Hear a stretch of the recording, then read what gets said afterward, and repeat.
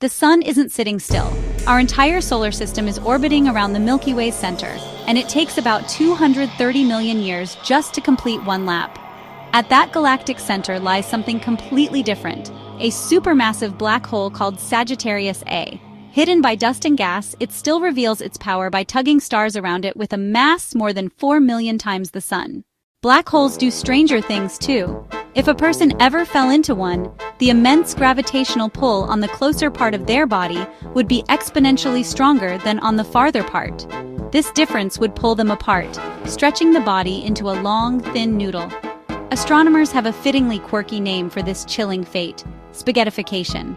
Speaking of spaghetti, back here on Earth in 1957, the respected BBC news show Panorama aired a prank showing Swiss farmers harvesting spaghetti from trees.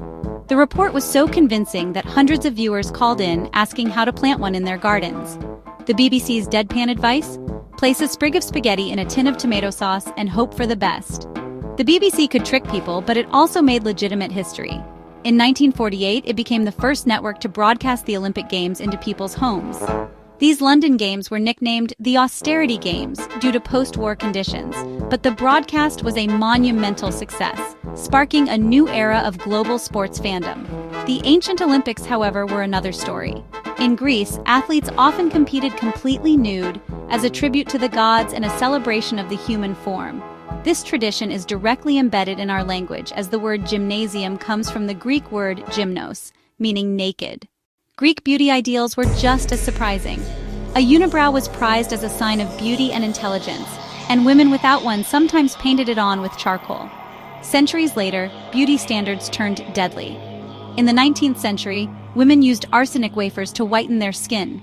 Instead of beauty, many suffered blindness, organ damage, or even death. Arsenic even betrays itself with a clue. When heated, it gives off fumes with a garlic-like smell, a detail toxicologists used to detect its presence.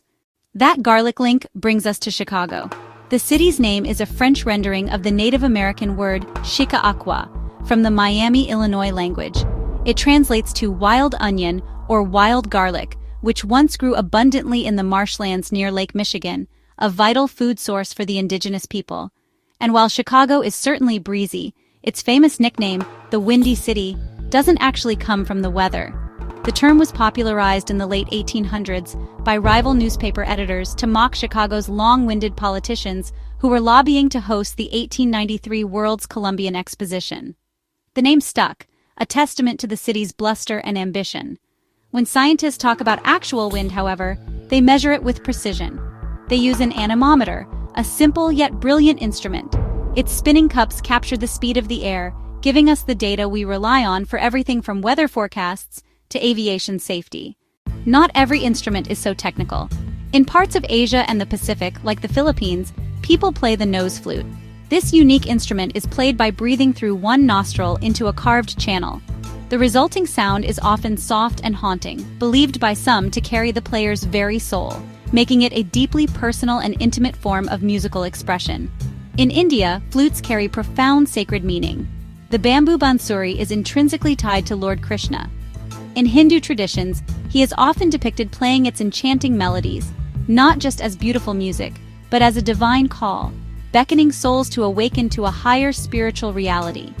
This deep spiritual connection reflects India's rich heritage as the birthplace of 4 major world religions: Hinduism, Buddhism, Jainism, and Sikhism.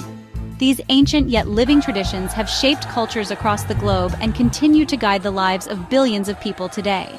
The world is stranger and more fascinating than it first appears. Which fact amazed you most? Drop your thoughts in the comments, hit like if you enjoyed the ride, and don't forget to subscribe for more true curiosities.